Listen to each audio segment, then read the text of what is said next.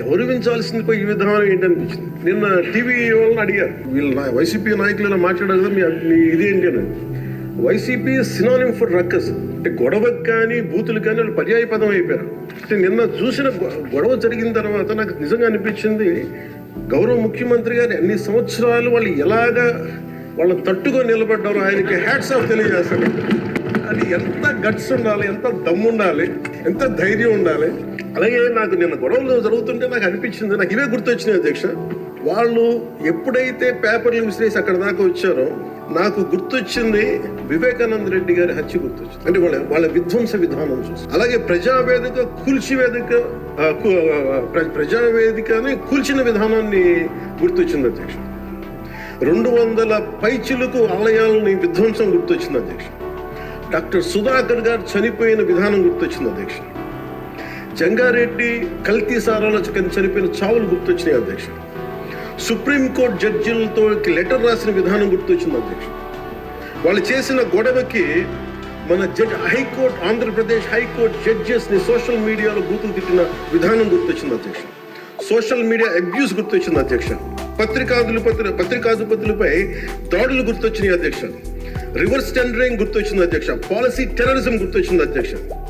స్వయాన మీ మీద జరిగిన టార్చర్, దాడులు, ఇబ్బంది పెట్టిన విధానం గుర్తొచ్చింది అధ్యక్ష. మన అడుగుల విధ్వంసం గుర్తొచ్చింది అధ్యక్ష. చంద్రబాబు గారిని 53 రోజులు జైల్లో పెట్టి ఇబ్బంది పెట్టిన విధానం గుర్తొచ్చింది అధ్యక్ష. అమరావతి రైతుల్ని దారుణంగా రక్తాలు వచ్చేలా కొట్టి కేసులు పెట్టింది గుర్తొచ్చింది అధ్యక్ష. తిరుపతి కల్తీ లడ్డులు గుర్తొచ్చినాయి అధ్యక్ష. అబ్యూజ్ అండ్ విమెన్ గుర్తొచ్చింది అధ్యక్ష. మన కళ్ళ ముందు వీళ్ళ విధ్వంసం తెలియజేస్తా ఉన్నాం. వీళ్ళు ఈ స్థాయిలో ఇక్కడ ప్రవర్తిస్తే దానికి సంబంధించి బయట ఇట్లాంటి గొడవలు జరుగుతాయి అధ్యక్ష.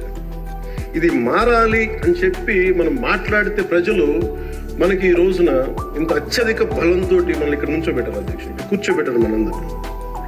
దీనికి గౌరవ ముఖ్యమంత్రి గారు ప్రదేశాలు చెప్తా ఉంటారు. అలాగే ఇది నరేంద్ర మోదీ గారు చెప్తారు, గౌరవ ప్రధానమంత్రి, minimum government and maximum governance అని. దాంట్లో భాగంగానే చాలా గ్రేట్ అడ్మినిస్ట్రేటివ్ రిఫార్మ్స్ పట్టుకొచ్చారు.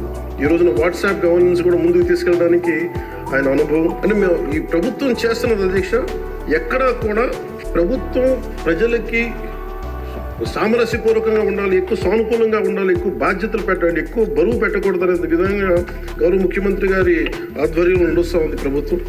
మేమందరం ఆయనకి సహాయ సహకారాలు అందిస్తూ ఉన్నాం అధ్యక్ష.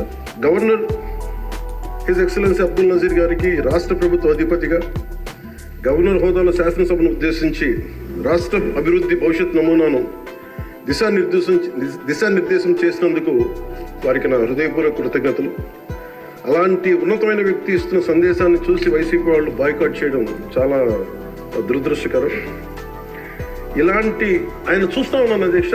ఇట్లాంటి ఇబ్బంది పెట్టే సమయంలో కూడా ఆయన ఆరోగ్యం కూడా సరిగ్గా లేదు, జ్వరం వచ్చిన సమయంలో కూడా ఆయన ఎంత ఇబ్బంది పెడుతుంటే ఆయన చాలా సక్సెస్ఫుల్గా ఆయనకి ఇచ్చినందుకు మనస్ఫూర్తిగా వారికి నా ధన్యవాదాలు, నా కృతజ్ఞతలు తెలియజేస్తాను.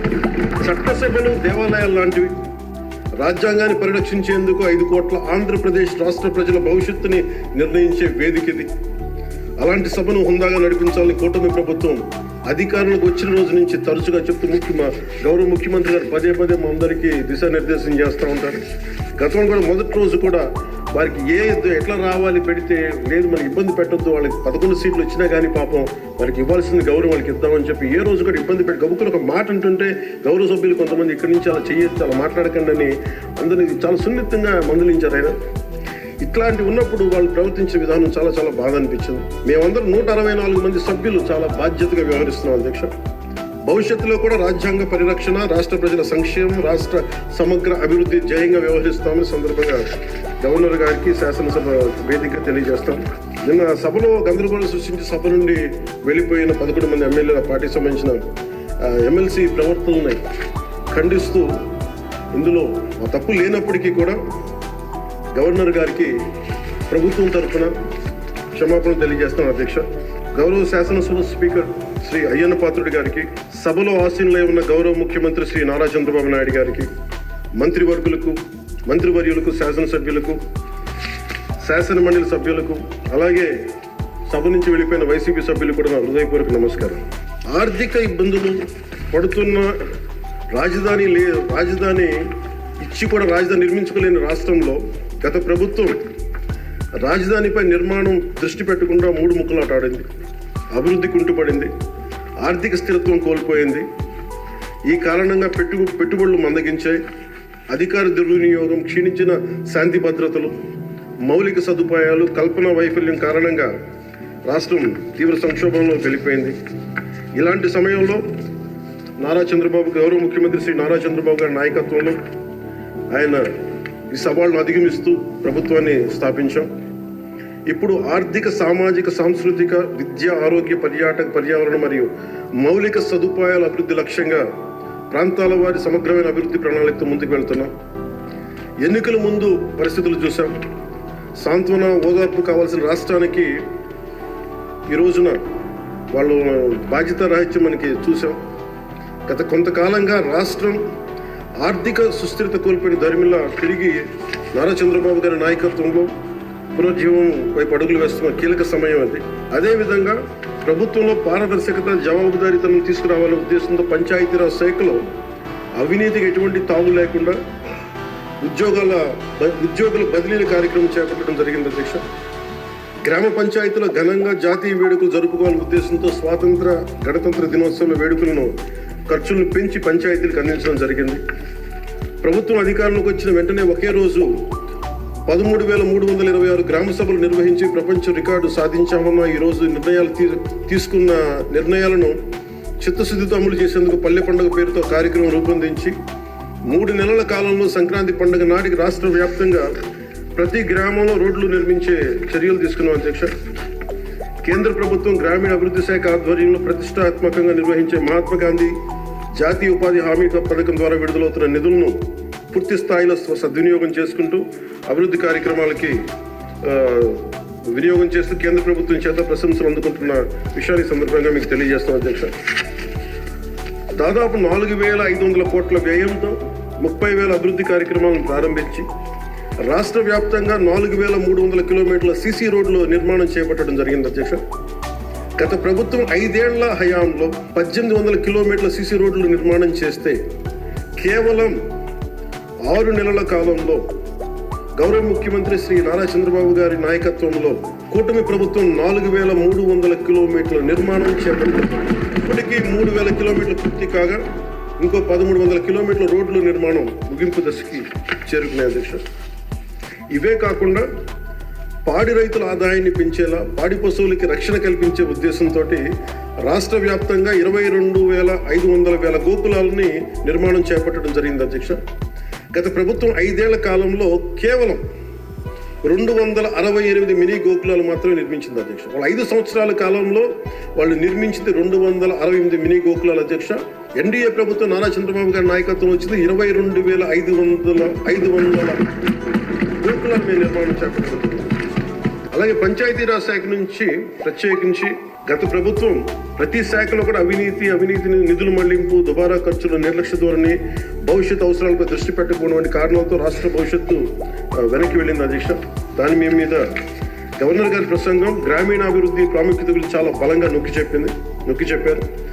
రాష్ట్ర అభివృద్ధి, గ్రామాలే బలమైన పునాదికి ఈ ప్రభుత్వం నమ్మి ఆచరించి చూపిస్తుంది. గ్రామ సభల నిర్వహణ, ఉపాధి హామీ పనులు, గ్రామీణ మౌలిక వనరుల అభివృద్ధి, తాగునీటి సరఫరా, పారిశుద్ధ్య సౌకర్యాల ఒక ఉద్యమంగా పల్లి పండుగను ముందుకు తీసుకెళ్తున్నాం అధ్యక్ష. ఈ ప్రయత్నాల ద్వారా విజన్ 2047 అనుగుణంగా మన రాష్ట్రంలోనే దేశంలోనే నెంబర్ 1 లక్ష్యంగా నిలబెట్టాలని మనస్ఫూర్తిగా మేమందరం కృషి చేస్తున్నాం అధ్యక్ష. అదేవిధంగా రాష్ట్రంలో ప్రతి ఇంటికి స్వచ్ఛమైన తాగునీరు అందించేందుకు ప్రతి ఇంటికి పంప్ కనెక్షన్, నీటి కనెక్షన్ ఇవ్వాలనే ఉద్దేశంతో కేంద్ర జలశక్తి సహకారంతో ఆధ్వర్యంలో చేపట్టిన జల్ జీవన్ మిషన్ గత ప్రభుత్వం నిర్వీర్యం చేశారు. దాన్ని ఎక్కడ పైప్ లైన్లు వేస్తున్నాం, ఎందుకు వేస్తున్నాం కూడా తెలియకుండా నీటి వనరులు లేని చోట పైప్ లైన్లు వేశారు. అలా నిధులను చాలా దుర్వినియోగం జరిగింది. ఇప్పుడు దాన్ని ముందుకు తీసుకెళ్తున్నాం అధ్యక్ష. అలాగే మేము వచ్చినప్పుడు ఎన్నికల సమయంలో కుల గణన మాత్రమే కాదు, యువతలో నైపుణ్య గణన జరగాలని మేమందరం కోరుకున్నాం అధ్యక్ష, గౌరవ ముఖ్యమంత్రి గారి ఆధ్వర్యంలో. దాని ప్రకారమే విద్యాశాఖ మంత్రి, గౌరవ మంత్రివర్యులు శ్రీ నారా లోకేష్ గారి ఆధ్వర్యంలో ఈ రోజున ఇక్కడ మనకి మంగళగిరిలో దాన్ని పైలట్ ప్రాజెక్టుగా ఈ స్కిల్ డెవలప్మెంట్కి సంబంధించిన సెన్సస్ జరుగుతూ ఉంది అధ్యక్ష. మనస్ఫూర్తిగా వారికి నా ధన్యవాదాలు కృతజ్ఞతలు తెలియజేస్తాను అధ్యక్ష.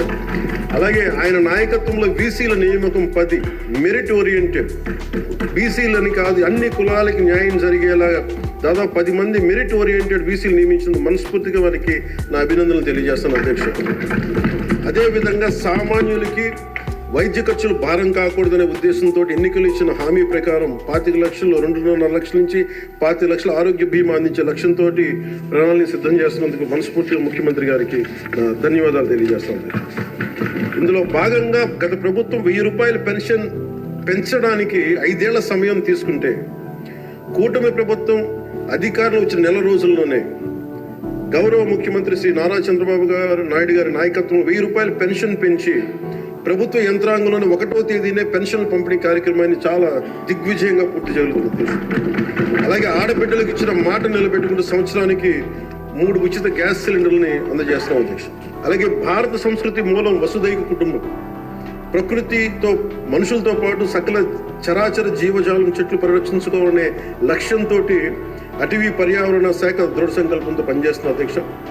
రాష్ట్రంలో పచ్చదనాన్ని 50% పెంచే ఉద్దేశంతో రాష్ట్ర వ్యాప్తంగా సుదీర్ఘకాలం జీవించే దేశీయ మొక్కల్ని పెంపకం చేపట్టడం జరిగింది. అలాగే ప్రత్యేక దృష్టి మనకి మన్యం, పార్వతీపురం, చిత్తూరు జిల్లాలో కూడా అటవీ ఏనుగుల నుండి రైతులు తరచుగా ఎదుర్కొంటున్న సమస్యను పరిష్కరించేందుకు కర్ణాటక రాష్ట్ర ప్రభుత్వంతో కూడా forest minister Shri Karnataka forest minister Eshwar Khandre గారికి కూడా నేను వెళ్ళి కలవడం జరిగింది అధ్యక్ష. వారికి మనకు సంబంధించి ఇక్కడ టీం చేయడానికి అక్కడ కుంకి ఏనుగుల్ని మనకి తీసుకొచ్చేందుకు మనం చర్యలు తీసుకుంటా ఉన్నాం అధ్యక్ష. ఈరోజు నిన్న రాత్రి ముఖ్యంగా చిత్తూరు మన అన్నమయ్య జిల్లాలో జరిగింది. చాలా బాధ కలిగి దాదాపు 3 చనిపోయారు. దీనికి ప్రత్యేకంగా ఇప్పుడే సమీక్ష నిర్వహించి వస్తున్నాను అధ్యక్ష. ఇది మీ ద్వారా ప్రజలందరికీ కూడా తెలియజేయాలనుకుంటుంది ఏంటంటే, కొన్ని ప్రత్యేకమైన ఈ దేవాలయాలు కానీ కొన్ని అటవీ దీని దాని కింద ఉన్నాయి అటవీ భూభాగంలో. నిన్న జరిగిన ఇన్సిడెంట్ అధ్యక్ష, అది రెగ్యులర్ రూట్ వాళ్ళు వాడలేదు అధ్యక్ష. ముఖ్యంగా ఫారెస్ట్ డిపార్ట్మెంట్ చెప్పింది ఏంటంటే, మీరు షార్ట్ కట్ కోసం ఎక్కడైతే ఏనుగులు ఉంటాయో అటు సైడ్ వెళ్ళారు అధ్యక్ష. ఆ వెళ్ళిన వ్యక్తి కూడా గతంలో అతని మీద రెడ్ స్టాండర్డ్స్ స్మగ్లింగ్ చేసే వ్యక్తి, అతను నాకు తెలిసి ఈ రూట్ అని చెప్పి దాదాపు 30 మందిని తీసుకెళ్ళండి అధ్యక్ష. అందుకని చిన్న ఏనుగు ఉంటే గున్న ఏనుగు లాంటిది, దాన్ని అది చూసి దాన్ని పంపించేయడానికి అరిస్తే మిగతా పెద్ద ఏనుగు దాడి చేసిన అధ్యక్ష. అందుకు ప్రత్యేకించి ఈ ఏనుగులు సంచరించే ప్రాంతాల నుండి ప్రజలందరికీ కూడా మీ ద్వారా నేను తెలియజేస్తుంది, మీరు ప్రిస్క్రైబ్డ్ రూట్స్లోనే మీరు దయచేసి ఫారెస్ట్ ఎవరైతే నిర్దేశించిన రహదారులోనే వెళ్ళండి మీరు అని చెప్పి మీరు దయచేసి మీ ఉద్దేశం తెలియజేస్తాం. లేదంటే అవి వాటి ఉంటున్న ఏరియాలోకి మన ప్రాంతాల్లోకి వెళ్ళి మనం ఆపదను కొని తెచ్చుకుంటామని మీకు తెలియజేస్తూ, వాళ్ళకి ప్రజలు కూడా దీన్ని తెలుసుకోవాలని మీ ద్వారా తెలియజేస్తాం అధ్యక్ష.